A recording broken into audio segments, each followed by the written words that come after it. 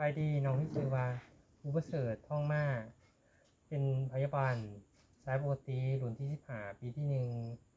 วันนี้น้องสิมาสาธิตหัตถการซักกล้ามสีนกกแขน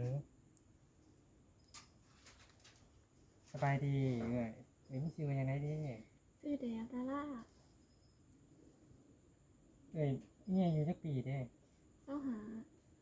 มาจากบ้านใดเมืองใดเด้มาจากหวานทุ่งกระลงเมืองปากซองแกงจับปะซักน้องมีชื่อว่าผู้ประเสริฐท่องมาเด้อวันนี้น้องสิมาซักยากันมะเร็งปากมดลูกให้เลยถ่ายจักหน่อยเด้อเดี๋ยวน้องเตรียมเครื่องก่อน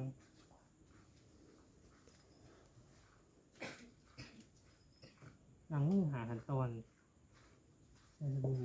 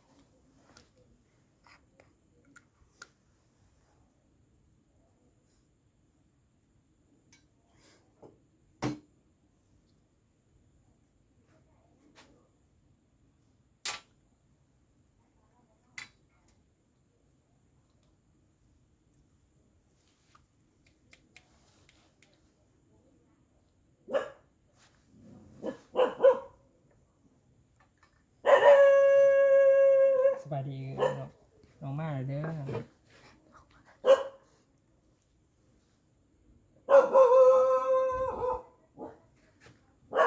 แบ่งออกแบ่งแค่หนูเป็น3 หมักส่วนคือก็สิซักอยู่ภาคส่วนกลาง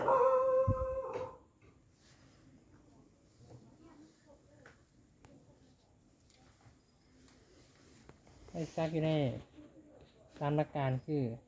1 สา 2 ไว้2 ไว้ที่1มันแห้งไว้ตัวที่2เป็นสีสาส่วนที่3แมน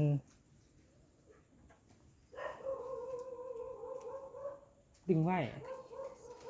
เดี๋ยวจับไปเรื่อยเอ้ยจับไปแน่นี่นั่นเนี่ยอย่านิ้งอย่าตีงเด้อ